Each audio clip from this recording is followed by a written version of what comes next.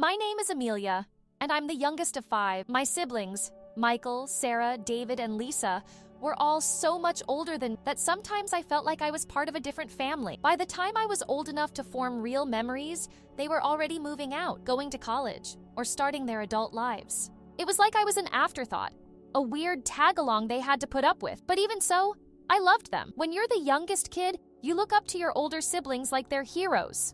I thought Michael hung the moon when I was little. He was the cool older brother who could do no wrong. Sarah was the artistic one, always drawing or painting. David was the quiet and studious one, always with his nose in a book. And Lisa, the closest to me in age, was the one I desperately wanted to be friends with. The first time it really hit me how I didn't matter to them was Michael's wedding. I was 10 years old. That weird age where you feel old enough to be included in grown-up things, but still young enough treated like a child. When Michael and his fiancée announced they were having a child-free wedding, I assumed that didn't mean me. I mean, I wasn't some random kid who would throw food or scream during the vows.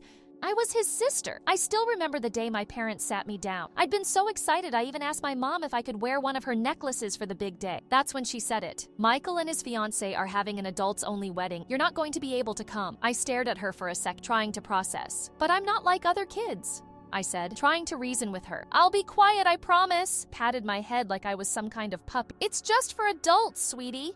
You'll understand when you're older. I didn't understand at all. I cried in my room for hours.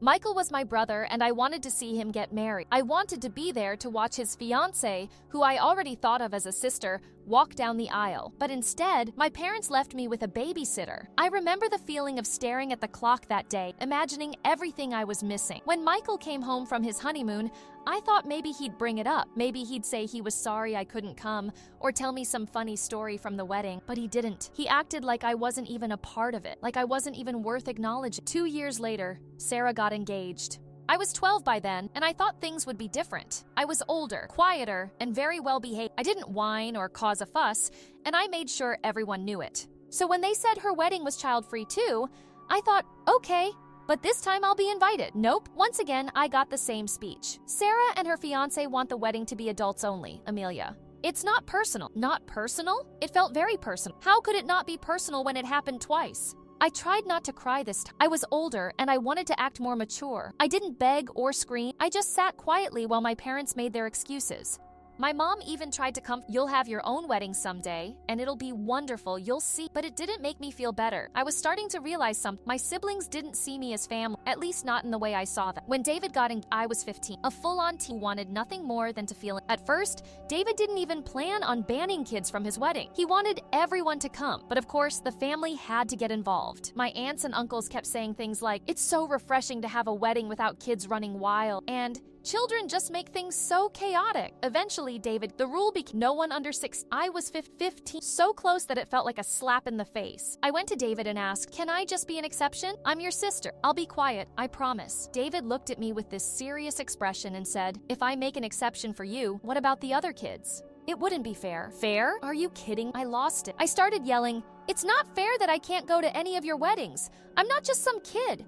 I'm your sister." That's when my parents got involved. I got grounded for 6 months for disrespecting David and causing drama. 6 months. I spent most of that time in my room, just stewing in my anger and hurt. By the time Lisa got engaged when I was 17, I didn't even bother asking. I already knew I wouldn't be invited. Sure enough, the announcement, child-free wedding. At that point, I was numb to it. I didn't cry, I didn't yell, and I didn't ask why. I just accepted it. But what really stung? My cousin Jenna, who had just turned 18, was invited. I heard about it through the family grapevine. Apparently, they thought 18 was the cutoff. The irony wasn't lost on. Jenna was only a few months older than me, but she got to go because she'd hit the magical age of adult. When my parents asked why I didn't make a big deal about congratulating Lisa, I just shrugged. I sent her a quick text. "Congrats. Hope it's a great day." Then I locked myself in my like I always did. By that point, I had started to check out emotionally. I realized that I just didn't matter to them. I wasn't their little sister. I was just a kid they barely thought about. And it hurt. It really hurt. Years passed after the last wedding. I stopped trying to fit into my siblings' lives because, honestly, I was just tired. Tired of being the one left out. Tired of being the kid sister who no one cared about unless it was convenient for them. By the time I met my now fiancé, Alex, I'd pretty much checked out of the family dynamic. I didn't expect much from anyone anymore. Alex was the first person to actually listen when I told him about my family. I remember sitting on his couch, telling him about how I'd been banned from all 4 of my siblings' weddings, and he looked genuinely shocked. Wait, they didn't invite you? Not even when you were like 15? Nope, I said, trying to play it off like it didn't hurt anymore. What the hell? You're their sister, he said. He just sat there shaking his head for a minute before adding, that's seriously messed up. I think that was when I realized it really was messed up. I'd spent so many years convincing myself it was normal. Child-free weddings sounded reasonable on paper. It wasn't like I was being deliberately targeted, right? But no. 4 times, my family chose to exclude me. Not a single sibling thought, hey, Amelia should be there. It wasn't normal. So when Alex and I got engaged a few years later, I knew one thing for certain. My wedding was going to be different. My wedding was going to be full of people who actually cared about me, people who wanted to celebrate with, not just show up because it was expected of them. That's when I made my decision. I wasn't inviting my siblings. It wasn't some big dramatic moment. I didn't write an angry letter or announce it in the family group chat. I just left them off the guest list. Simple as that. I knew it would blow up eventually, but I figured I'd cross that bridge when I got there. The first sign of trouble came about 2 months before the wedding. My mom called me randomly one afternoon, acting weirdly chipper. I should have known something was up. So, Amelia, she said in that voice she always when she wanted some. How are the wedding plans coming along? Good, I said cautiously. Everything's almost done. That's great, he said, pausing for adding. Your brothers and sister haven't gotten yet. Did you send them out already? My heart started pounding. I didn't want to have this conversation. Not yet. Yeah, I sent them out, I said, trying to sound casual. She didn't miss a beat. Well, they didn't get one. Maybe it got lost in the mail? I sighed. Mom, I didn't invite them. There was silence on the other end of the line. Just a heavy, shocked pause. Then came the explosion. What? Amelia, how could you not invite your own family? Your siblings? What's wrong with you? I gripped the phone and tried to stay calm. They didn't invite me to their weddings, Mom. Not a single one of them. So I'm returning the favor. It's fair. She sounded like I just committed a crime. That was different. You were young. They didn't mean to hurt you. I laughed bitterly. Well, it hurt anyway, and now I'm done pretending like it didn't. She started in on the guilt trip immediately. Amelia, you're being spiteful. Family is family. You don't just shut them out like this. What are people going to think? And there it was. What will my mom's favorite concern? I cut her off before she could say anything else. I don't care what people think, Mom. This is my wedding, and I'm only inviting people who care about me. They didn't care enough to include me in their big days, so I don't see why they deserve to be at mine. She hung up on me. I wasn't surprised. That night, the group chat blew up. It started with Lisa. Fake as usual. Hey, Amelia, did something happen with the mail? We haven't gotten our invites yet. Then came David, blunt as always. What's going on? Why aren't we invited? I stared at my phone for a long time, debating whether or not to reply. Part of me wanted to lay it all out, to tell them exactly how much they'd hurt me over the years. But another part of me didn't see the point. They wouldn't get it. They never had. So I didn't say anything. I just left the chat on read. Alex noticed I was quiet during dinner and asked what was wrong. I showed him the messages, and he shook his head. You don't owe them an explanation, Amelia. They made their choices. Yeah, but I trailed off. They're going to make me out to be the bad guy. I know it. Let them, he said firm. You know that's all that matters. The next day, my parents showed up at my apartment unannounced. I didn't even have to ask what they were there for. My mom came storming in the second I opened. What are you thinking, Amelia? Not inviting your own siblings to your wedding? What kind of person does that? I tried to stay calm, even though my patience was wearing thin. Mom, I told you, they didn't think I was important enough to include in their weddings, so I'm not including them in mine. My dad finally spoke up. His voice stern. You're being childish, Amelia. You're holding on to something that happened years ago. That's when I snapped. I was a child when they did it, Dad. I begged to be at their weddings, and they all shut me out. Don't talk to me about being childish when I was the one left crying at home 4 times. They didn't know what to say to that. My mom looked like she was about to cry, but I didn't let her guilt me this time. You can keep defending them if you want, but I'm not changing my mind. If they cared about me, they would have shown it back then. They left furious and frustrated. Over the next few days, the messages from my siblings got nasty. David called me selfish. Lisa said I was ruining the family. Michael didn't even bother sugarcoating it. You're being petty, Amelia. Grow up. I didn't reply to any of them. I didn't need to explain myself anymore. Alex hugged me one night while I was scrolling through their messages and said, I'm proud of you, for standing up for yourself. And for the first time, I felt proud of myself too. After the first round of family drama, I expected things to die down. I figured they'd grumble to each other for a while, maybe complain to some distant cousins, and then move on. That's how things usually went when my family didn't get their way. But I underestimated just how big of a deal they were going to make this. It started small. Lisa, of course, couldn't resist posting a passive-aggressive status on Facebook. Family is forever, even when some people forget what that word means. I rolled my eyes so hard I thought they might get stuck. Alex was scrolling next to me on the couch, and when I showed him the post, he shook his head. "What is she, 14? Basically," I muttered, trying to brush it off. I told myself it didn't matter. I knew the truth, and I knew I wasn't doing anything wrong, but it still bugged me. It's hard not to feel hurt when your own sister goes out of her way to take shots at you publicly. It didn't stop there. Over the next few days, little jabs started showing up in our extended family group chat. I'd muted it a long time ago, but Alex still checked. One afternoon, he said, Amelia, you might want to see this." The messages were flying. "Lisa, it's so sad when family starts prioritizing petty grudges over love. David, I just don't understand. I thought we were better than this." And then Michael, good old, "I'm the eldest, and I know best," Michael, decided to take his shot. "I never realized how much bitterness you've been holding on to. Ya. It's really sad you're ruining relationships over something that happened years ago." I stared at the screen, my blood boiling. They didn't get it. They still didn't get it. They made it sound like I was blowing a minor issue out of proportion, as if they hadn't spent my entire life excluding. I wanted to reply. I wanted to type out every single thing they had done and make them see how hypocritical they. But I knew better. Arguing with them would just give them more ammunition. They'd spin my words into me being dramatic or unstable or whatever else they wanted to say to avoid taking responsibility. Instead, I did the one thing they never expected. I left the group chat. That night, my mom called. I knew she'd heard about the group chat incident because she jumped straight into yelling the second I answered. "Amelia, what is wrong with you?" "Hi, Mom," I said flatly. "Don't start with that attitude," she snapped. "Do you know what you've done? Your siblings are heartbroken. You're destroying this family." "Heartbroken?" I laughed bitterly. "They ignored me my entire childhood, but now they're heartbroken? Give me a break." "You're being so spiteful," she said. "You've always been like this. Holding on to grudges and making everything about you." That's when I lost it. I'm the one holding grudges. I was 10 when Michael got married. 10. I cried because I wanted to be there.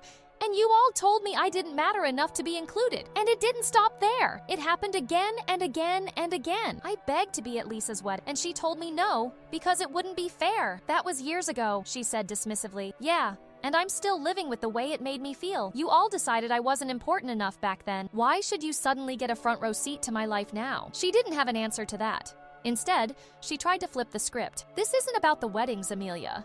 This is about you pushing everyone away because you're bitter. Alex is probably encouraging you, isn't he?" I groaned. "Mom, stop blaming Alex. This has nothing to do with him. This is about me finally realizing I deserve better than to be treated like I don't matter." Her voice softened, like she was trying to play the concerned mother. "Amelia, you don't understand. Family is all you'll have in the end. Friends and partners come and go, but your family is forever." "No, Mom," I said firmly. "Family is supposed to care about you. They're supposed to love and support you. That's not what you've been to me." She started crying, big, dramatic sobs that I knew were more about guilt-tripping me than anything else. "You'll regret this one day, Amelia," she said through her tears. "You'll see." "I don't think I will," I said quietly before hanging up. Over the next week, things got worse. I blocked Lisa and David on social media because I couldn't take the constant snide comments. My mom called Alex twice, apparently hoping to talk sense. He didn't answer. Then Michael sent me a long email. Yes, an actual email about forgiveness and family unity. He even had the nerve to quote some Bible verse about letting go of anger. I didn't respond. Alex and I sat down one night, and I vented about everything. It's like they're determined to pretend I'm the problem. They don't see how messed up it is that they ignored me for years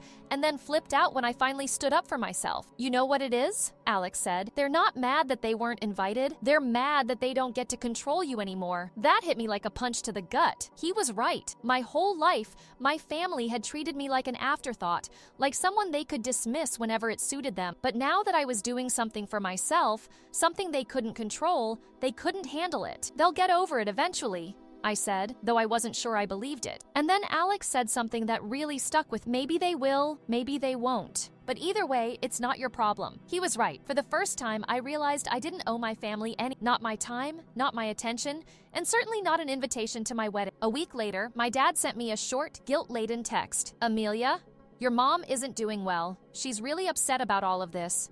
Maybe you could reconsider? I stared at it for a long time before replying. Maybe she should have thought about that before ignoring me all theirs. I hit send, then blocked his number. For the first time in a long time, I felt free. The weeks leading up to my wedding were a strange mix of excitement and tension. On one hand, I was thrilled to finally marry Alex and have the day I'd been dreaming of since I was a kid. On the other hand, the drama with my family still lingered like an unwelcome guest. My parents had stopped calling me directly, probably because I'd blocked my mom's number after her last meltdown, but that didn't stop other people from trying to. That's when my aunt called, Aunt Clara. I hadn't spoken to her in years, so I was immediately suspicious when her name popped up on my phone. I answered, and she got right to the point. Amelia, honey, I don't understand why you're making such a big deal out of this, she said in her sweet but condescending tone. Family is family. It's not right to leave your siblings out of your wedding, I sighed, gripping the phone a little tighter. Aunt Clara, it's not just about the wedding. This has been years in the make. I'm not going to change my mind. But it's family, she pressed.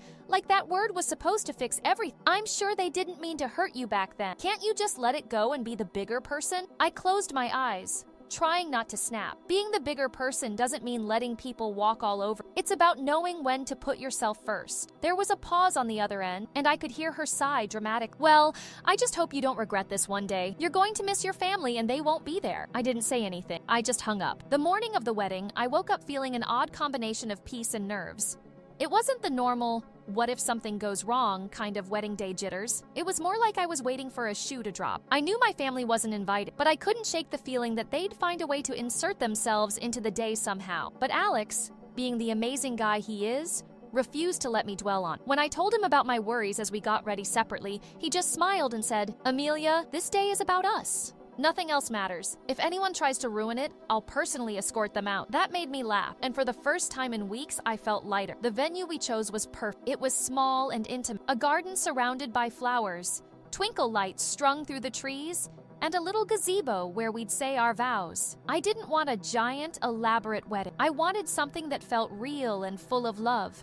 And that's exactly what it was. My closest friends were there, along with some extended family who'd actually been kind to me over this. It felt right. As I stood in front of the mirror putting the final touches on my dress, my maid of honor, my best friend Chloe, walked in and grinned. You look amazing, Amelia. Thanks, I said soft, feeling a wave of emotions. Chloe sat on the edge of the couch and watched me for a moment. Are you okay? I hesitated before nodding. Yeah, I don't know. Sad, I guess. Not about today. Today is perfect, but about the fact that my family isn't. She frowned and leaned forward. Amelia, it's okay to feel that. Just because you made the right choice doesn't mean it doesn't. Her words hit. I turned to look, tears welling up in my eyes. I wanted them to care, you know?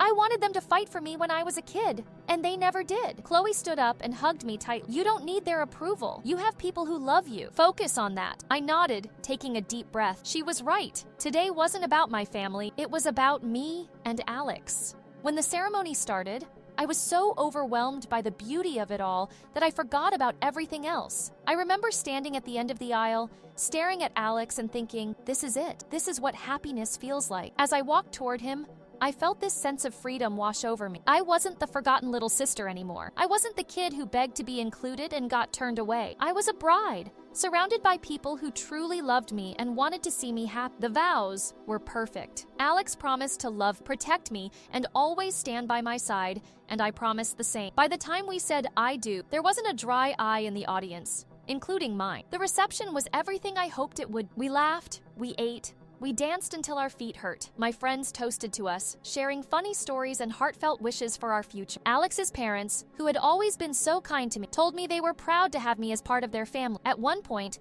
I snuck away from the crowd just to take it all in. I stood at the edge of the garden, looking at the lights twinkling in the trees and the people laughing together, and I felt so full. For so many years, I'd believed the lie my family told, that I didn't matter, that I wasn't important enough to be part of their lives. But standing there, watching all these cared about me, I realized something. I mattered to the actually deserved to. Later that night, as the reception started, one of my cousins pulled me aside. Hey, Amelia, I probably shouldn't say this, but I groaned. What is it now? She looked sheepish. Your mom and Lisa apparently threw some kind of dinner tonight. Like, as an alternative to your wedding. I stared at her for a second, then burst out laughing. Are you serious? She nodded. I know. It's pathetic. I just thought you should know. I shook my head, still laughing. That's fine. Let them throw their pity party. I hope the food's good. I could tell my cousin expected me to be upset, but honestly, I wasn't. If anything, it was proof that I'd made the right decision. My family had spent my whole life excluding me and then trying to justify. Now that I was the one drawing the boundary, they couldn't handle it. At the end of the night, Alex and I shared one last dance while everyone gathered around us. As we swayed together, I whispered, "I'm so happy we did this." He smiled down at me too, Amelia. This is just the beginning. And for the first time, I believed it. My family wasn't there. They didn't get to see the best day of my life, but that was their loss, not mine. Because as I looked around the room, surrounded by love and laughter, I realized I had everything I'd ever, and none of it had come from them. I thought the worst of it was over after the wedding. I really did. The day had been perfect, everything I hoped for and more, and I felt like I'd find on from my family's nonsense. I didn't miss them at the ceremony. I didn't spend a second wondering what it would have been like if they were there. I was surrounded by people who loved me, and that was enough. But if there's one thing I've learned about my family, it's that they don't like being ignored. It's almost like they couldn't handle the fact that I was happy without them. So they decided to stir the pot one last time. It started with a message from Lisa a week after the wedding. Of course, it was Lisa. She'd always been the one to throw the first stone family drama. "Saw some pics from your wedding," she wrote. "Can't believe you had it in a garden. Looked casual, but I guess that's what you wanted." I stared at the message, stunned. She couldn't even pretend to be nice. It wasn't enough for her to just leave me alone. She had to find something to criticize. I was tempted to reply with something snarky, something about how her wedding might have been fancy, but at least mine wasn't full of fake smiles and people who didn't care about me. But I stopped myself. I didn't owe her a response.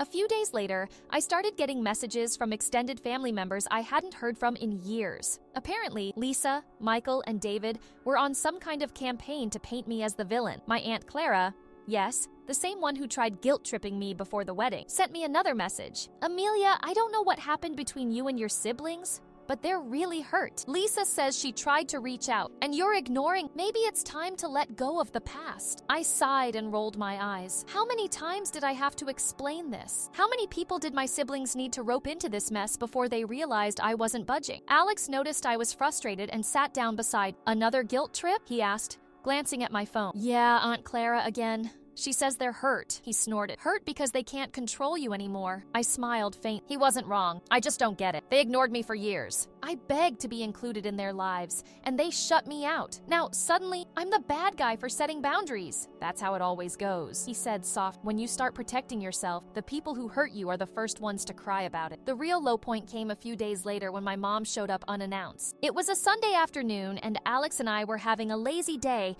making brunch in our pajamas and laughing over burnt pancakes. We heard a knock at the door, and I froze. I just knew it was her. Sure enough, I opened the door to find my mom standing there, looking as dramatic as ever. "Amelia," she said, her voice already carrying that familiar tone of disappointment. "We need to talk." I sighed. "Mom, now isn't a good time." She didn't care. She pushed the door open slightly, trying to step inside. Alex appeared behind, gently putting his hand on my shoulder for support. "Amelia, please," she continued. "This has gone far enough. Your siblings are devastated." "I devastated them?" I laughed humorlessly. "Do you really think this is how family should act?" I clenched my jaw and kept my voice calm. "You don't get to show up here and let Mom. I invited the people who care about me to my wedding. They didn't make the cut, and that's their fault, not mine." Her face fell into that familiar look of disbelief, like she couldn't comprehend how I could possibly stand up to her. "You don't mean that. They love you, Amelia. They're your family." "No, Mom," I said, my voice firm. "They're not.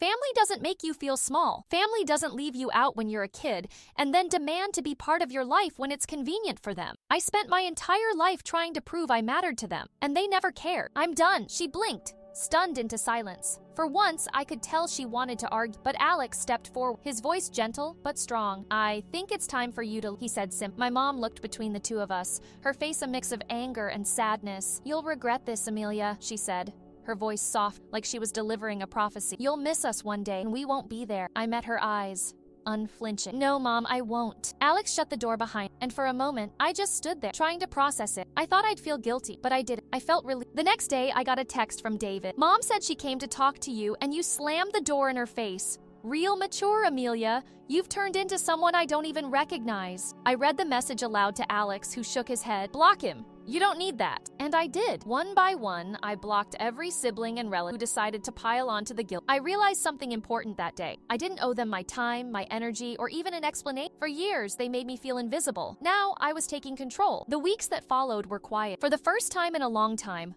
without the constant messages and passive-aggressive comments, I finally felt like I could. Alex and I focused on settling into married life, decorating our little apartment, and planning our future. One night, we sat on the couch watching some cheesy movie, and Alex turned to me. Do you regret it at all? Not having them at the wedding? I thought about it for a moment before shaking my head. No, I thought I would, but I don't. I spent so long trying to earn their approval, and for what? I don't miss them. I don't miss feeling like I'm not good enough. He smiled and squeezed my hand. Good, you deserve better. He was right. I did deserve better. A month after the wedding, I got one final message.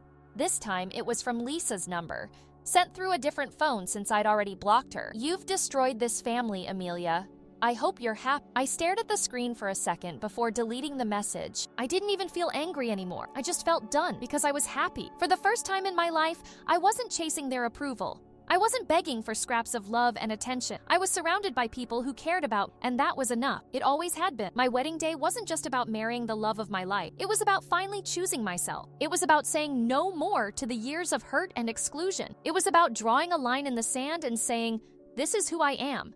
And this is what I deserve. And you know what? It was the best decision I ever made. My story isn't just about a wedding. It's about finding your voice, setting boundaries, and choosing your own family. The people who love you unconditionally. The people who celebrate your happiness. The people who make you feel like you truly belong. And that, Reddit, is a lesson worth. Story 2. My younger sister, Vanessa, has been the main source of an awkward issue with my family, and I am a 34-year-old lady. To give you some context, I work a difficult full-time job that requires a lot of overtime. Although work pays nicely, I'm not living in luxury. I put my social life and self-care first when I'm not working, even though I work hard. However, Vanessa and the rest of my family have a somewhat different perspective on life. Vanessa, 29, has 2 children under the age of 6. She has been living near our parents ever since she and their father parted ways a few years ago. She constantly juggles being a single mother and working part-time. Although I admire her work ethic, I am aware that she frequently depends on her family for help. Although my parents do their best to assist with her children,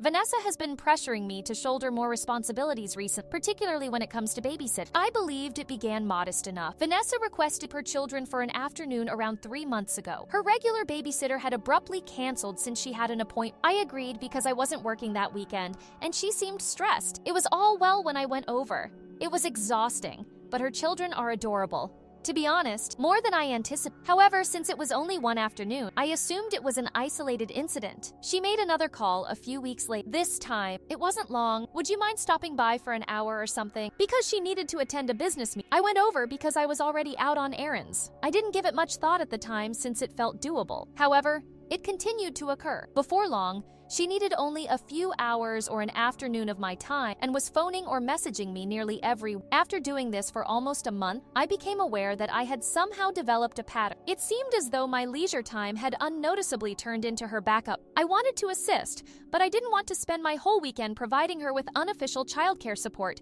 because I have a life outside of work. I made the decision to establish certain limits. I informed Vanessa that I couldn't be available at any time due to my work. Her calls didn't truly cease, but first, it appeared like she understood. About a week ago, things reached a breaking point. Everyone was there at the modest family get-together my parents had planned for a cousin's birthday. The evening was meant to be laid back and drama-free. That was the plan, anyhow. Vanessa began discussing her schedule and the difficulty of finding trustworthy daycare at some point during supper. She was obviously trying to win her compassion, and before long, she mentioned that I had just informed her that I couldn't always assist. Although she didn't say it out loud, it was obvious what she was saying. She continued by saying that some people are unaware of the stress that single parents face, and that families should support them during difficult times. My parents then nodded in agreement with her and joined in. They also implied that since I don't have children of my own, I should want to help, and that it is my responsibility to step up. Despite my best efforts to remain composed, I could feel my face getting hotter. I knew I had to be firm since it was clear where this was headed. Even if they don't include kids, I reminded everyone that I do have obligations.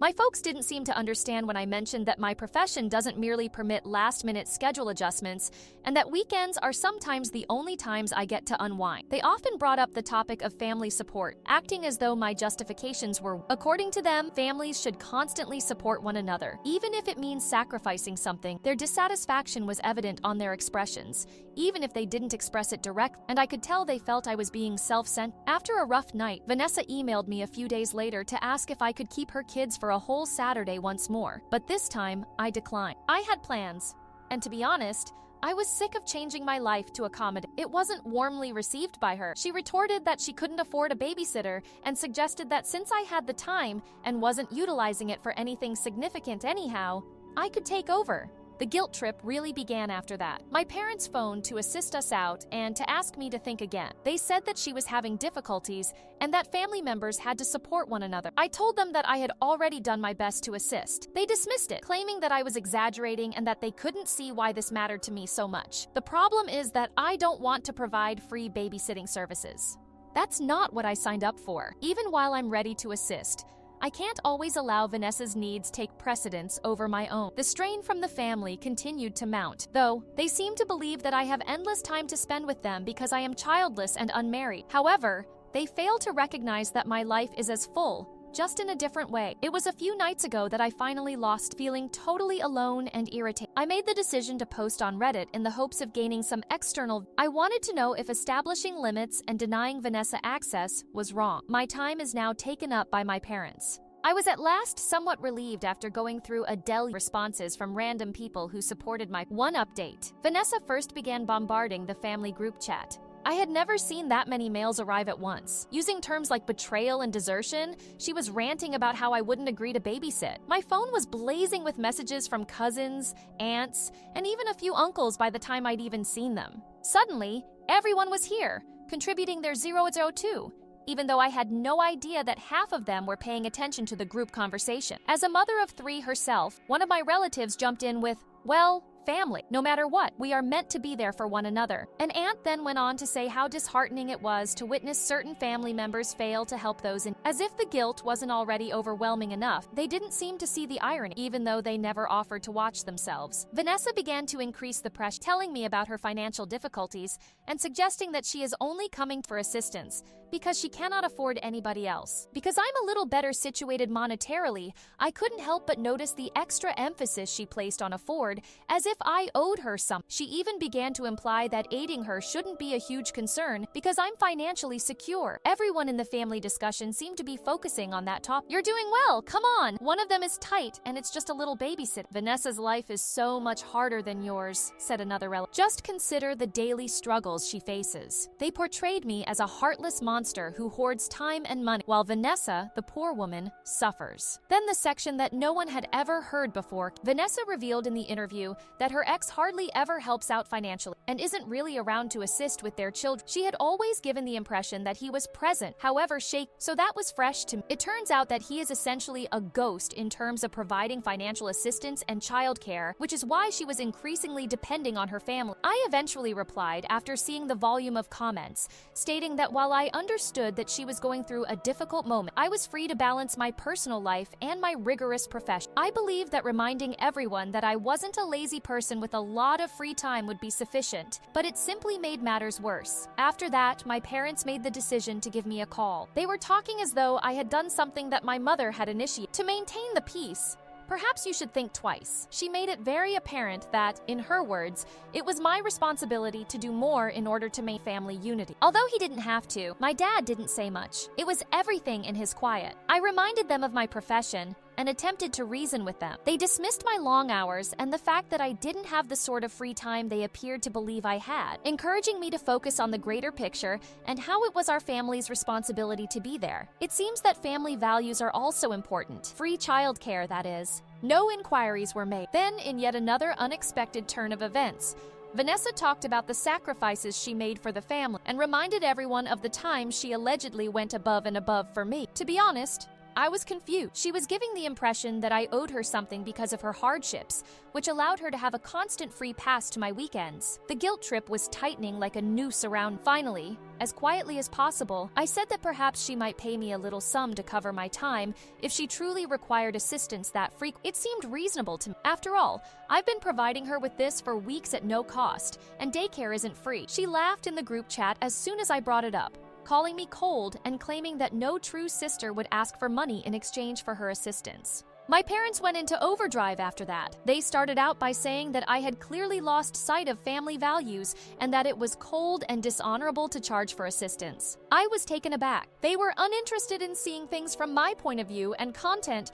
to portray me as the bad guy in order to help Vanessa obtain what she wanted. By then, I was exhausted. I would repeatedly clarify my position, attempt to establish appropriate limits, and even present a substitute. However, it was akin to speaking with a brick wall. My family primarily cared about preserving the appearance of, not about meeting my needs, where all the responsibility fell on. I complained to a close buddy who had been following the entire story that the extent to which my family was pushing it was beyond her comprehension. She told me that this was not about family support and urged me to stand my stance. It has to do with control. It felt as though our words were a lifeline. I must admit that reading some of the encouraging comments on my Reddit post when I got home gave me a little more strength. It was satisfying to know that others shared my desire to stop going above and above to satisfy Vanessa's demands. I decided to submit an update outlining the family talk, the blow-up, Vanessa's charges, and my parents' response after reading additional advice. People flooded in with answers, advising me to maintain my boundaries and stand my position. This update also made me feel less alone for the first time.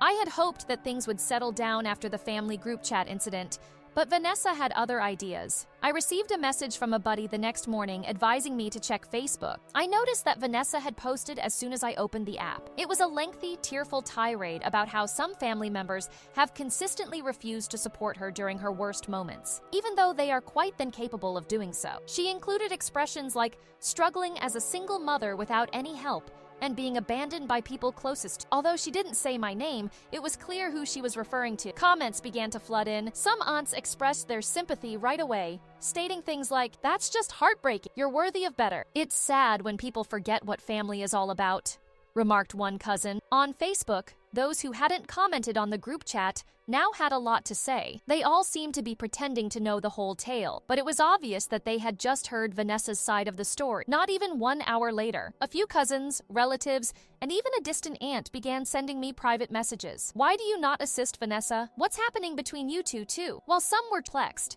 others were more accusatory, as though I had betrayed the family in some way. One even went so far as to remark that family members should always support one another. "You ought to take the initiative." Vanessa took it a step further that same day when she personally tagged me in her sub-post. "There was no ambiguity this time," she wrote. "I never imagined that my own sister would abandon me when I needed her most. It is publicly visible and tagged. My friends, my extended family, and my classmates. Now they could all see." Vanessa seemed to want everyone to know how terrible I was for not being her personal babysitter. The consequences spread swift. My coworker, who is also a family friend, casually stated later that day that they had read Vanessa's post. Although they didn't say much, it was clear from the way they looked at me that they had opinions. I strive to keep my personal life private at work, so it seemed intrusive to have this follow me into the office. I was enraged. Although I understood that confronting Vanessa in public would just heighten the drama, I still wanted to do it. I chose to hold off until I could speak with her face to face, but my parents intervened before I could do so. They phoned and said they had set up a meeting so we could all get down and discuss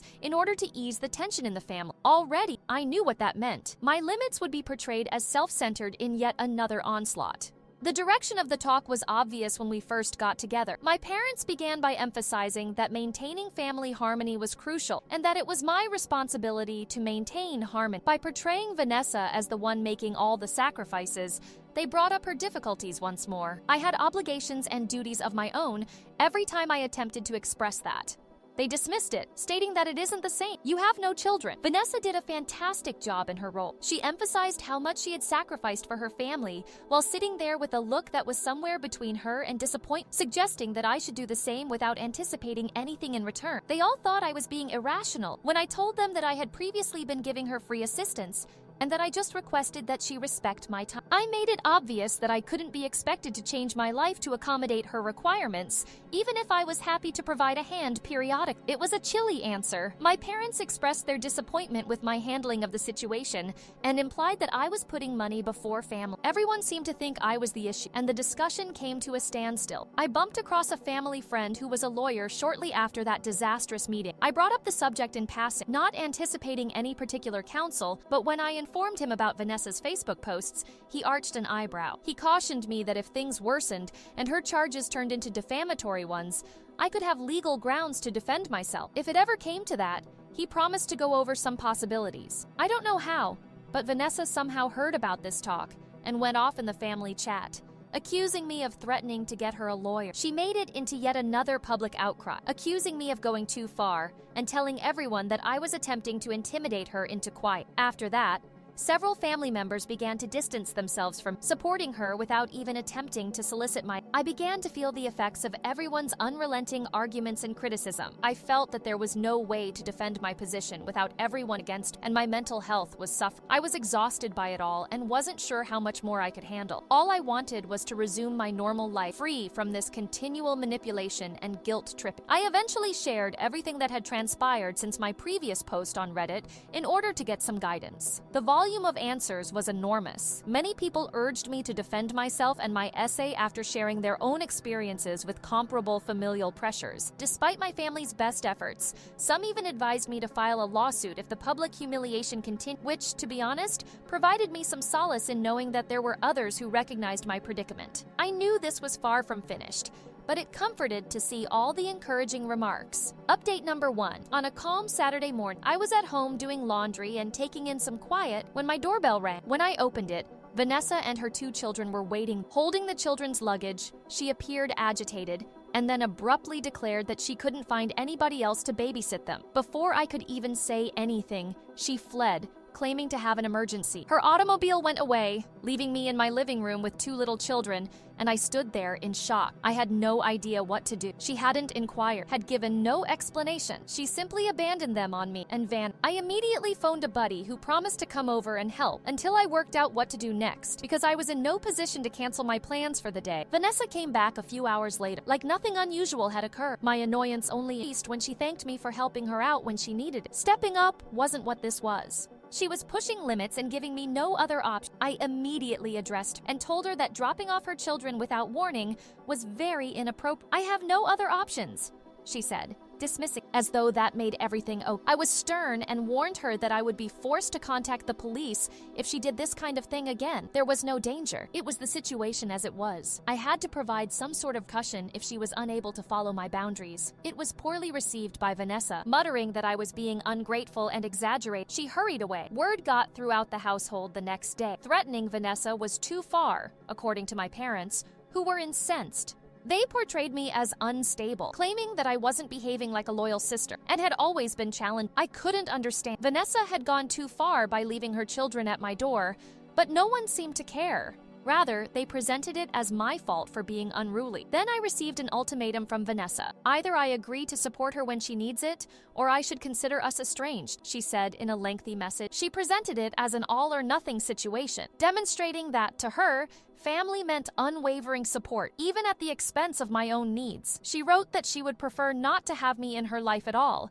if I wasn't prepared to support her. I finished reading her message. A few close pals who had been following the situation from the start were contacted. They told me that my boundaries were very acceptable and that I wasn't insane or self-centered. Because of the stress the situation was bringing me, one buddy even suggested that I consider going to therapy. It seemed like an excellent idea today, even though I had never thought of it before. Surprisingly, I also received a message from a cousin who had observed Vanessa's posts and the response from the family. She said that Vanessa had previously put pressure on her as well, but she had largely kept quiet to avoid confrontation. It felt strangely reassuring to hear this. Dealing with Vanessa's manipulations wasn't just, she said she completely understood my perspective and gave her support. I then made the decision to learn more about my rights. I asked a family lawyer acquaintance for clarification on what constituted child abandonment in case Vanessa attempted to drop off her children without my permission once more. He acknowledged that in some situations, particularly if it occurred frequently. Leaving children with someone without warning may be regarded as abandonment. He reassured me that I was entitled to self-defense and that I could pursue legal action to make sure my limits were upheld if Vanessa attempted this again. The emotional cost was starting to become apparent. I was exhausted by the ongoing turmoil and felt more and more cut off from my family. I attempted to reason with them, but it was like trying to talk to a stone wall. I felt like the villain for establishing straightforward, sensible limits, while the family rallied behind Vanessa. Regardless matter how irrational Vanessa's actions had got, my immediate family was still siding with her, despite the fact that I had the backing of friends and some extended relatives. I made the decision to make another update to my Reddit post, detailing all the events that had transpired since the prior one. Vanessa's surprise visit, her demand, and the reaction from the family when I threatened to contact the police. When I asked for help dealing with family members who didn't respect boundaries, I got a ton of support to stick to my principles. I was reminded by Reddit users that it was okay to put my own mental health first, even if it meant avoiding familial interaction. Some talked about how their lives had improved after cutting off touch with family. I felt stronger after reading those remarks than I had in a long time. I realized at this time that if my parents or the NSA didn't respect my limits, I would have to make a choice.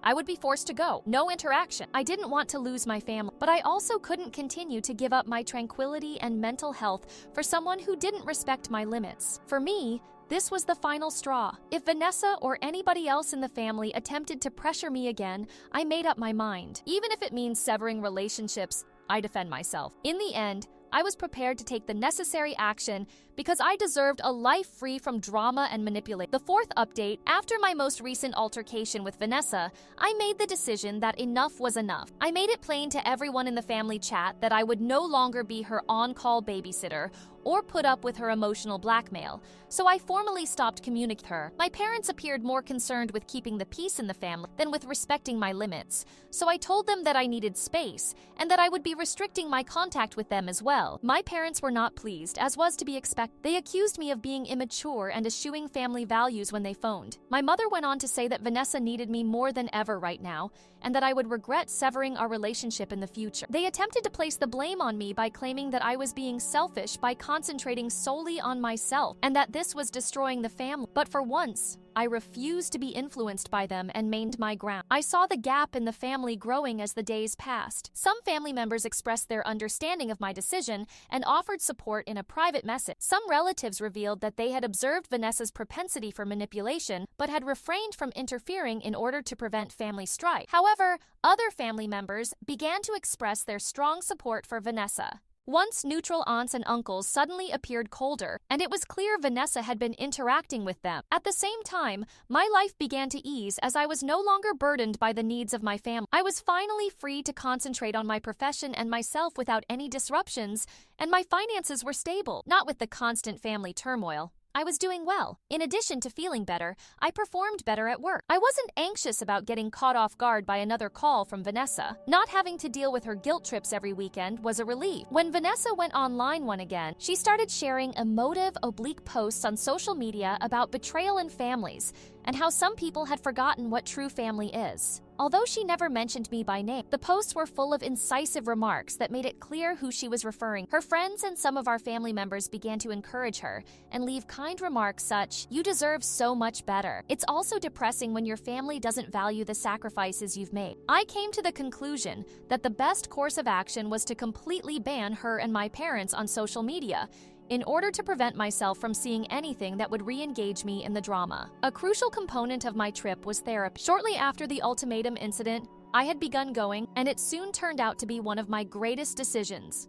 I was able to resolve my shame and the complex feelings entangled in my familial ties with each session. My therapist demonstrated to me that I wasn't to blame for Vanessa's difficulties, and that it was acceptable to put my own needs first. I gradually came to terms with my choice to cut off communication, established a routine centered on personal development and self-care, and observed the extended family progressively fading out of my life. Those who used to check in with me every few weeks or give me casual greetings have almost vanished. It appeared that Vanessa's version of events had spread widely, and many who were unaware of the whole truth had tacitly supported her. Although it was disheartening, those family members' silence confirmed that this was the right choice.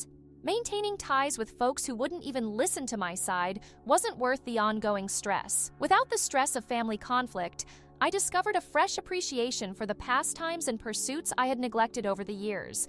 Whether it was taking up a few new books, cooking for myself, or even jogging again, I was able to concentrate on my personal pleasure. I hadn't noticed I was lacking the mental clarity, and my days were no longer spent resolving family disputes. Regarding Vanessa, I legally braced myself for any upcoming antics. Following another conversation with the family legal buddy, I was aware of my rights and what to do in the event that she attempted to leave her children at my door once more, or escalated the situation in any other manner. Having a strategy in place provided me with a sense of security in the event that she failed to adhere to the boundaries I had established. One evening, I received a private message from a cousin who wanted to hear my side of the story. After seeing Vanessa's posts and seeing the drama, I described everything, including the last encounter, Vanessa's manipulation, the group chat discussions, and the unexpected babysitting drops. She shocked me by expressing her admiration for my bravery in establishing limits and advocating for myself, something she acknowledged she had herself battled. After hearing, I felt less alone and more confident in my decisions.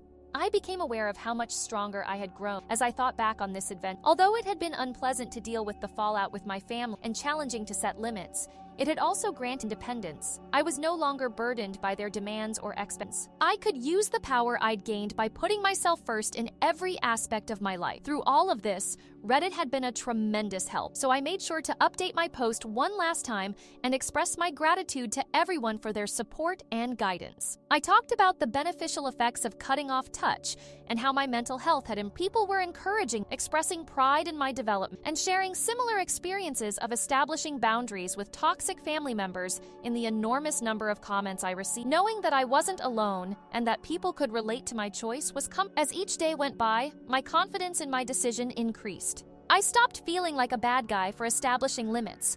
I felt as though I had finally realized how valuable she was. I also felt truly satisfied with the life I was creating for the first time in a long time, unburdened by my family's expectations. Update 5. Suddenly, after several months of calm, I got a text. Vanessa sent it. She began by expressing her desire to mend our differences, stating that she missed having her sister around and that she believed we could move past our history. Considering all that had transpired, it was the last thing I anticipated, and I couldn't help but be dubious. My therapist advised me to act cautiously when I told him the news. In order to safeguard my boundaries and determine whether Vanessa's intent was sincere, she suggested that I establish terms for any sort of reunion. Taking her suggestion, I agreed to see Vanessa, but I made it plain that we would just be meeting for the first time. No parents or other family members would be there, me and her alone. It was a small cafe where we met. Vanessa arrived with a resolute yet nervous appearance. Her apology felt forced and scripted from the off. She acknowledged that her social media posts and family rumors could have gone too far, but she soon turned her attention to how hard life had been without the support of her family. As she continued, it became increasingly obvious that her apologies was only a preamble to a conversation about how difficult it was for her to handle things alone. She even mentioned a few times how much simpler things had been while I was watching the children. I witnessed the events. Reconciliation wasn't exactly the point of this. The goal was to restore the previous pattern. I interrupted, telling her that I wasn't here to be her backup babysitter, but rather to talk about our relation. I reaffirmed my concern for her and the children, but my response on frequent babysitting remained same, as though she hadn't actually expected me to respect my boundaries. Vanessa's look changed from one of remorse to one of defensiveness. She became increasingly frustrated as the talk went on. She said I was losing what family should mean and that I was too preoccupied with my own life. Remaining composed, I informed her that I needed to take care of myself and that establishing boundaries did not imply that I didn't care. Things started to change at that point. Our parents entered the cafe as I was reiterating my position. I should have realized that Vanessa would arrive by herself, but it seemed too good to be true. They must have been waiting for the right opportunity nearby. My dad sat opposite from me, appearing prepared to arbitrate, while my mom hurried to sit next to Vanessa. Both of them began by pleading for family harmony, stating that it was time to move past disagreements and reconcile. They made it seem so easy, as like I hadn't been profoundly affected by all of this. I reiterated that I was amenable to mending connections, but not at the expense of my health. The answer was just what I had anticipated. "This isn't the daughter we raised," my mother said, turning to Vanessa, and then turning to face me. "How could I sit there and not assist my sister?" she asked, portraying it as though I had given up on family values. They then gave me a deadline. Either I start supporting Vanessa when she needs it, or I come to terms with the possibility that I might never see them again. I was prepared for the ultimatum, which was intended to force me into a difficult situation. Despite my affection for them, I made it clear to them that I would not sacrifice these in order to keep up a relationship that disregarded my needs. I made it plain that I was willing to leave if giving in was the only way I could have them in my life. There was silence at the table. I could see my folks' annoyance building as they exchanged glances. Vanessa appeared arrogant, as if she believed that I would give in to the pressure, but I refused to back down. After a while, my mother got up and shook her head, declaring that she no longer knew me. My father whispered that I was making a grave error. With Vanessa trailing after, they departed. Clearly frustrated that things hadn't gone her way, she looked back once. I was emotionally spent when I arrived home. When several friends stopped by to see how I was doing that night, I told them everything. Their support was helpful, and they reminded me that I had made the proper decision. I didn't feel like I had lost this time. I had the impression that I had at last defended myself in a significant way. I shared the whole process, from the first babysitting request to the altercation at the cafe. In my last update on Reddit, I expressed my gratitude to everyone for their support and advice throughout one of the most difficult decisions I had ever had to. People shared similar stories, offered affirmation, and expressed satisfaction in my ability to remain firm. The replies were astounding. Within the next weeks, my relatives didn't get back to me. I interpreted the quiet as an indication that we had all parted ways for the time being. I kept going to therapy and concentrated on starting again without having to worry about family responsibilities. I started to find who I was outside of the familial dynamics that had taken up so much of my energy, and every day seemed a little lighter. A few family members sent encouraging comments, one of whom acknowledged that she thought I was brave. She said that although she had experienced comparable familial pressure, she had never had the will to resist. Her remarks gave me comfort in knowing that my decision to keep my peace was not only right, but also essential. Looking back on all that has transpired, I can say that it has been freeing to stand up for myself. I'm at last content with the limitations I've established, yet I still hold out hope that things may alter in the future. I feel truly free for the first time in a long, and I'm no longer burdened by guilt or responsibility. Story 3. Chris, my spouse, is 34 years old, and I am 32 years old. Next up is my mother-in-law, Linda, who is referred to as the third party in my marriage. Almost everyone who encounters Linda knows that she has strong ideas. Many viewpoints, in fact. She seemed to care a lot at first. From organizing family get-togethers to teaching me how to prepare Chris's favorite meals, her enthusiasm and attention to detail truly amazed me. However, that was when we first started dating, so I assumed that these peculiarities were simply her way of expressing her love. Certain that was wish. Even something as minor as house decor caused one of our first significant arguments. Our living room had just been redecorated by not much, just some new curtains and a few items I found that I felt would give the space a slightly more personal touch.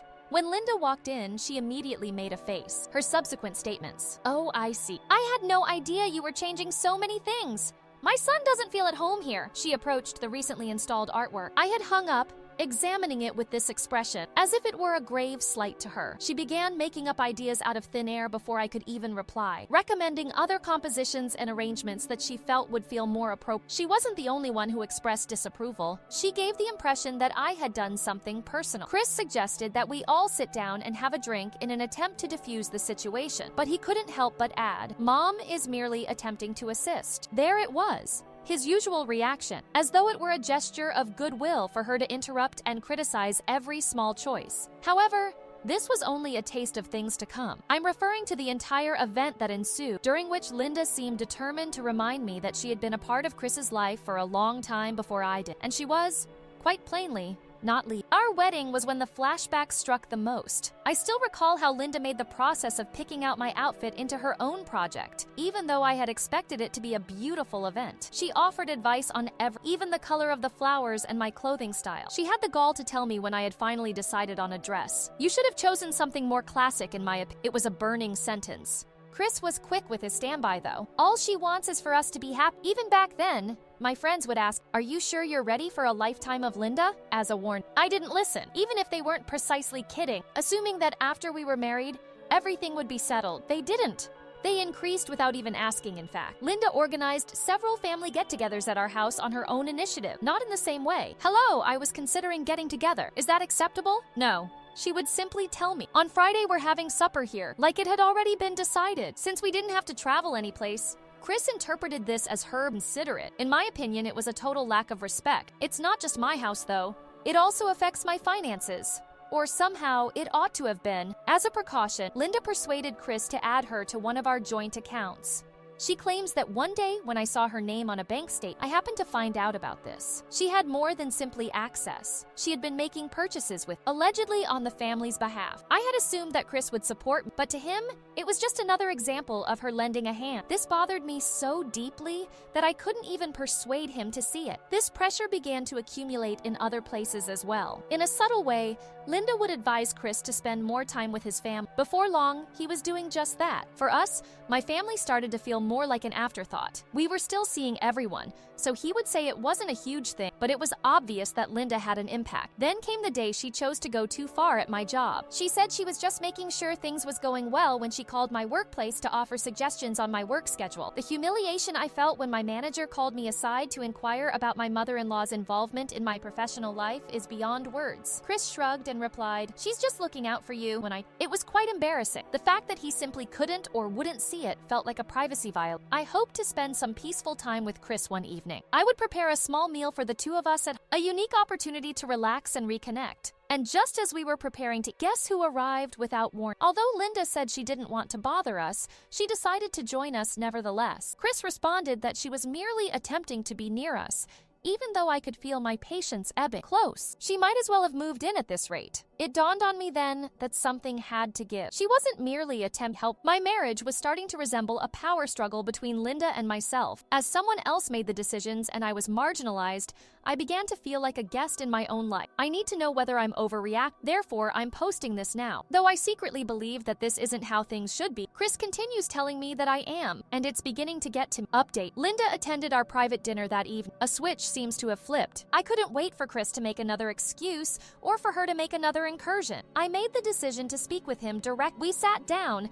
and I informed Chris that I didn't think our marriage would work until he set clear limits with his mother. He appeared startled at first, then he reiterated the same argument that Linda was merely attempting to assist and said that I was exaggerating the situation. I had lost the ability to identify who he was supporting. I proposed that in order to gain an objective viewpoint on everything, we might want to consider couples therapy, and he eventually consented after a protracted quiet. He was obviously not delighted, though I learned that Linda had heard about the therapy a few days later. She practically sneered, saying the therapy wasn't needed and that I was a bothersome person. To exacerbate the situation, she invited my parents over without telling me to talk sense into deciding to take matters into her own. Fortunately, my parents saw through it and stood up. They pledged to support me after being astounded by Linda's persistent meddling. After a week, I hoped that things would settle down. Then one day, as I was tidying up, I became aware that something was strange in my bed. I realized that everything had been rearranged when I opened my bedside drawer to retrieve something. Linda went through my belongings after mentioning that she needed something from our room. My skin crawled at the mere idea of her searching through my personal belongings. I brought it up to Chris in the hopes that he would comprehend, but once more he brushed it off as her merely attempt to help, and things only grew worse. I discovered a sizable amount was missing from our joint savings account one afternoon while reviewing our finances. Chris told me that Linda had recommended a family investment when I questioned him about it. It seems that neither of them consulted me before using the funds. I had the impression that I was seeing a complete stranger make important choices regarding my life without even informing. After hearing all of this, my friends began pressure to establish more rigid boundaries. They tried to provide me with the support Chris wasn't providing after realizing how badly it was impacted. Chris, however, remained steadfast, stating that things would get better if I made a greater effort to get along with Linda. Then, suddenly, Linda started pretending to be sick, saying that my attacks were making her anxious. She used this justification to entice Chris to see her more often. He would stay the night at her residence, further separating us. The moment I feared but knew was coming was brought on by this widening gap. I made my last demand one evening. Chris had to make a decision. He couldn't be his mother's enabler or my husband at the same time. With an almost wounded expression on his face, he told me that he couldn't be made to make such a choice. I became acutely aware of Linda's hold on him at that point. Desperate for guidance, I turned to Reddit because I felt trapped and didn't know what else I could do to reach him. I detailed Chris's justifications, Linda's persistent meddling, and the manner in which things had gotten out of hand. In an attempt to get advice on how to make things better, I asked folks if I was overreacting. After posting the second update on Reddit, the comments poured in, and they weren't subtle. People were direct. Chris wouldn't behave differently unless he was subjected to actual repercussions. After giving it some thought, I made the decision to step back. I went to spend some time with a friend after packing a few necessities. wishing that a little separation would help Chris realize what he was losing. Not even a day after the fact, Linda entered a state of complete damage control. She began spreading the rumor that I had deserted Chris, embellishing it with a dramatic story of desertion. Chris was distraught because it seemed like Mom was telling everyone in the family that I had just left. She said that she was the obedient mother attempting to put the pieces back together, and that I was the unstable one.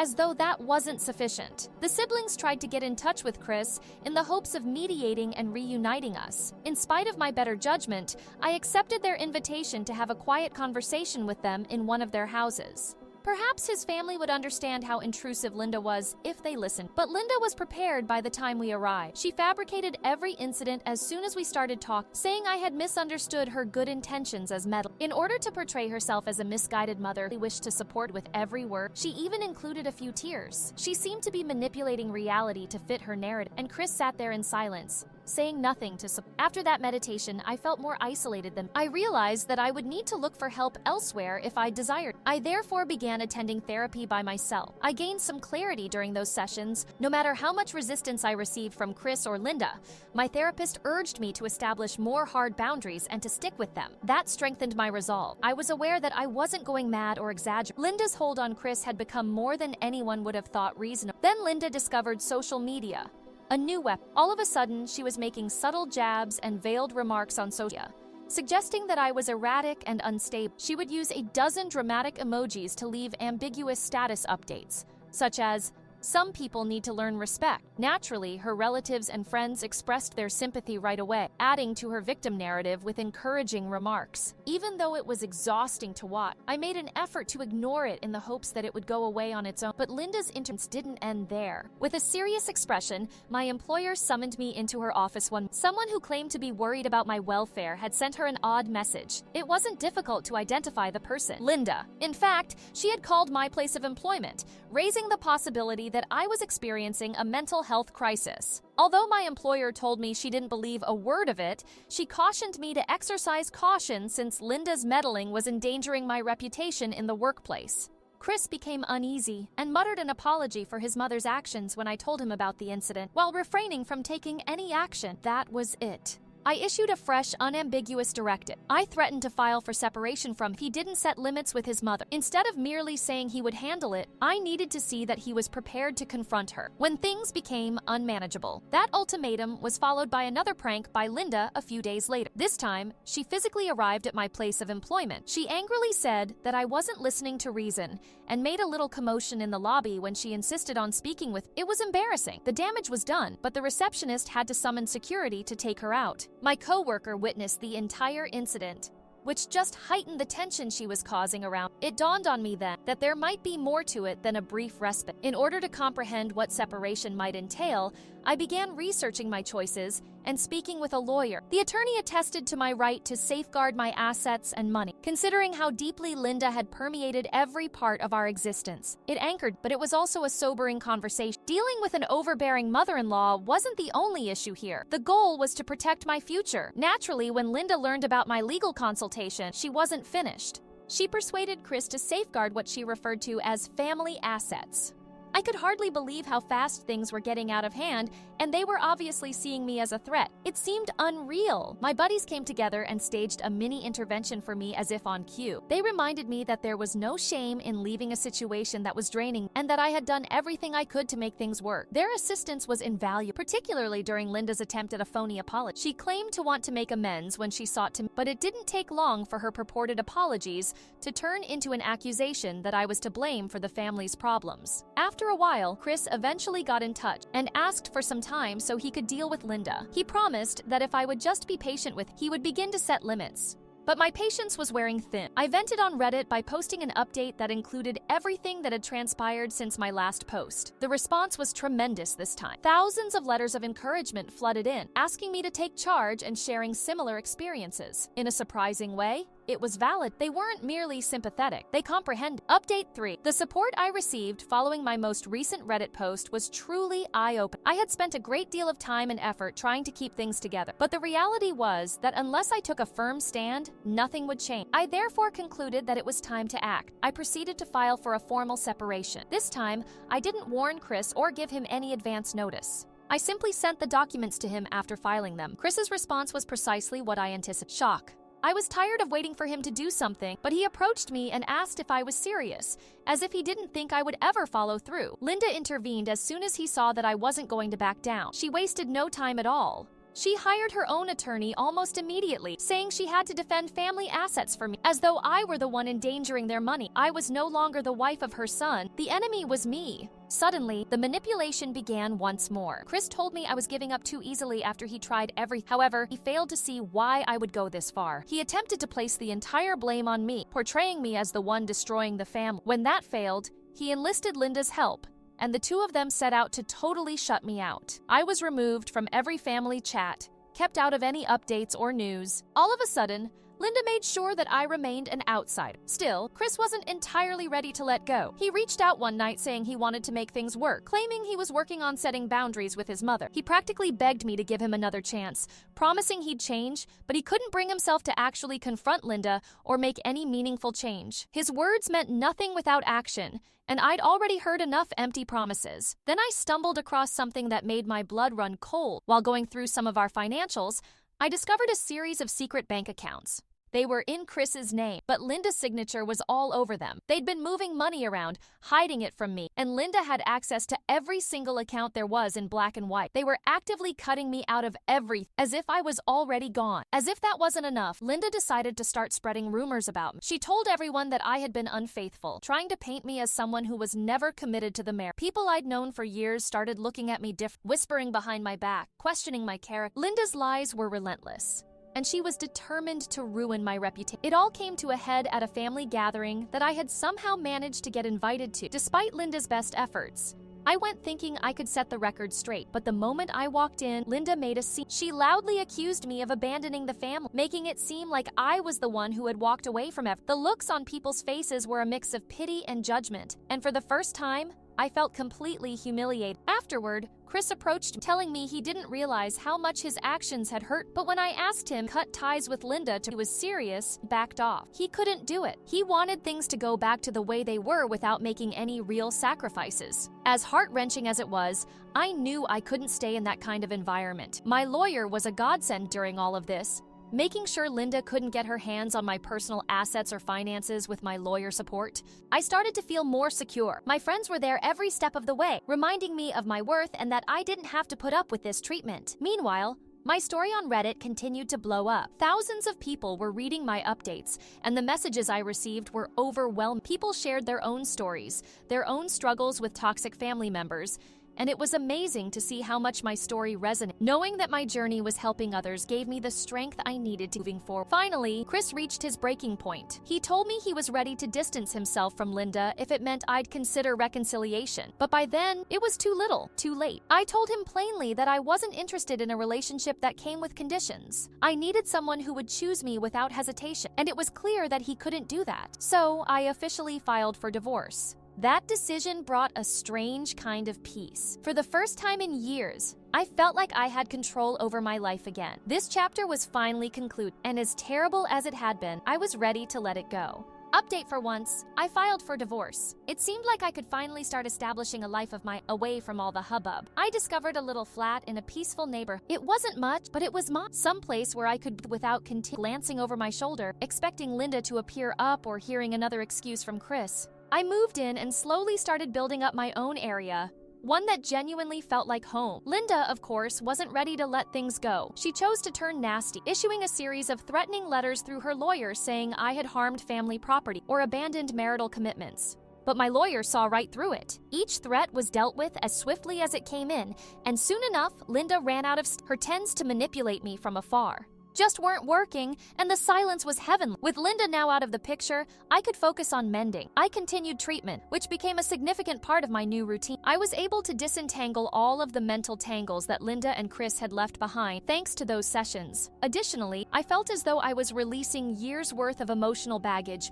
with every week that went by. It wasn't until I began to unearth it again that I realized how much of myself I had buried. Although it took a while, I gradually felt lighter. During this period, my friends were my lifeline. They made the decision to throw me a freedom party in my new home, complete with balloons and a poisonous free flag. I felt completely surrounded by individuals who had my support during the first genuine celebration I'd had in years. That night became a turning point in my life as we ate, laughed, and told stories. I became aware of how much love and support I had in my life for the first time. I had been so engrossed in the drama with Chris and Linda at work that I had nearly forgotten about it. Additionally, things began to improve. I was finally able to concentrate without Linda interfering and causing mayhem, and my supervisor saw that my efforts were appreciated by giving me a new project that led to greater prospects. My confidence increased, and my reputation gradually started to. I began to feel better about myself, and it was like a cascade of positive changes. Everything else in my life appeared to come together. Then, Chris arrived at my door one afternoon. He appeared different, almost anxious,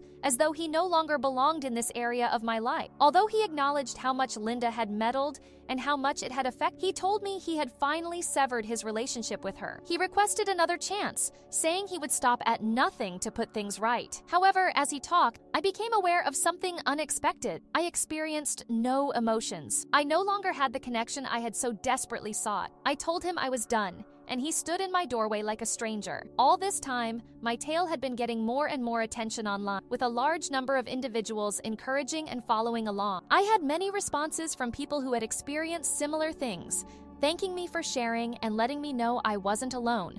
Every time I made a post, I felt that my entire journey had a meaning because of the amazing support and the knowledge that my story was assisting others. But Linda wasn't adjusting to my newfound freedom very well. Someone once showed me a screenshot of a post she had written online in which she blasted me for manipulating Chris and ruining her family. Despite the post's venomous content, I felt relieved that I was no longer entangled in her web. Rather than, she soon became a joke in her own circle. When I calmly gave my side of the story and others questioned me about it and laid out the facts that people saw, I didn't expect to find closure when I watched her fall apart like that. Chris apologized in a mail a few weeks later, this time expressing genuine regret. He acknowledged that his devotion to his mother had blinded him and that he had finally realized how much it had harmed our marriage. He apologized and I thanked him, but that was about it. I had already moved on, and I couldn't go back. I started dating informally as I got used to my new life. In years, for the first time, I was free to leave without being constrained by the expectations of others. It was encouraging to envisage a future free from past hurts, and I made new friends who valued my independence and encouraged my path.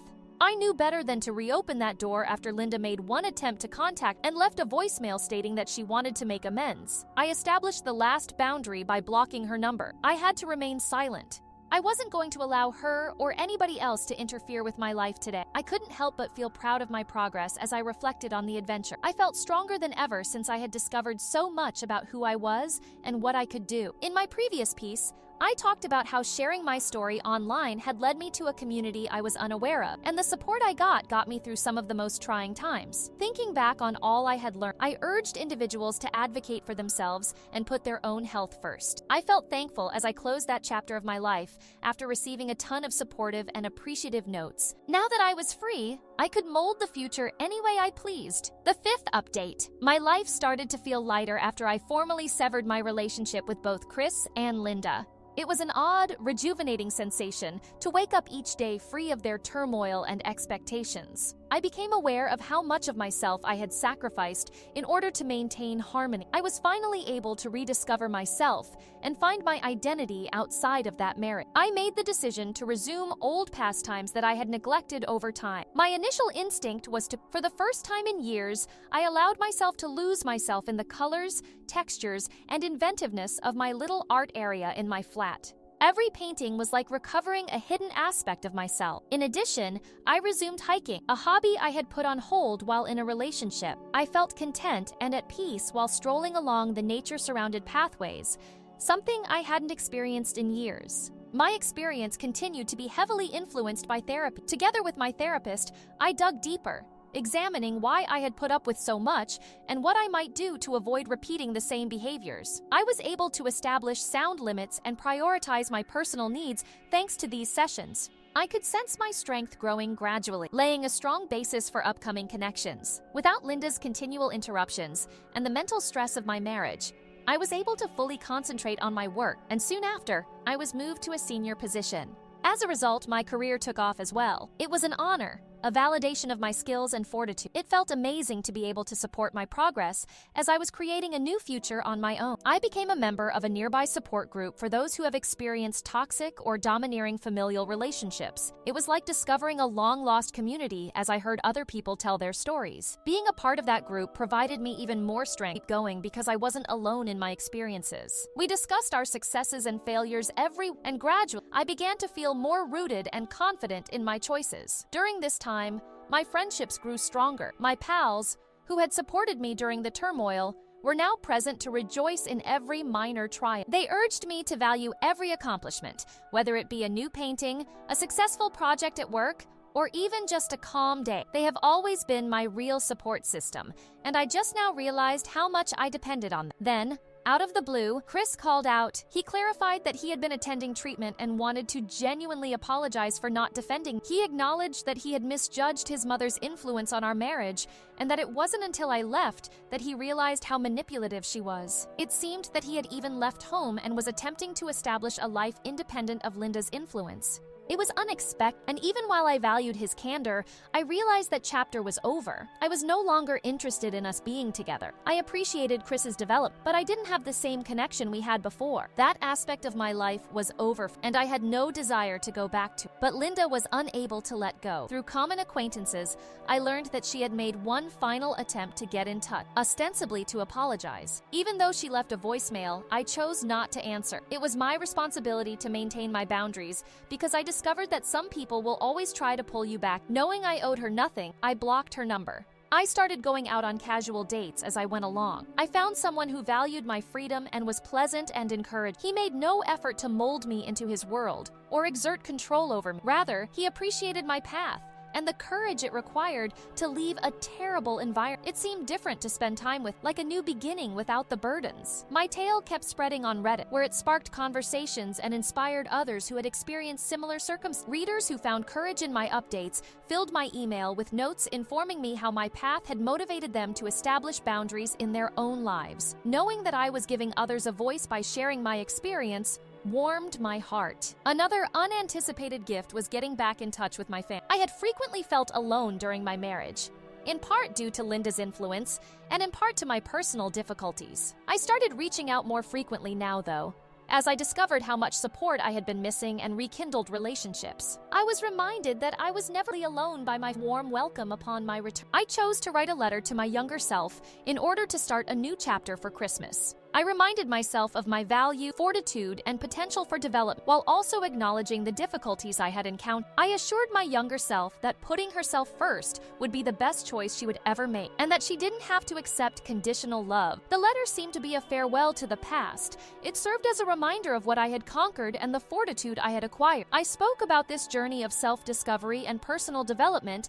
in my last Reddit update, thanking the community for their unwavering support. I ended with a hopeful message, urging anyone experiencing such difficulties to have faith in themselves and to realize that there is hope for recovery, happiness, and moving on. With a heart full of power, appreciation, and a resolve to live a life that truly belonged to me, I felt prepared to face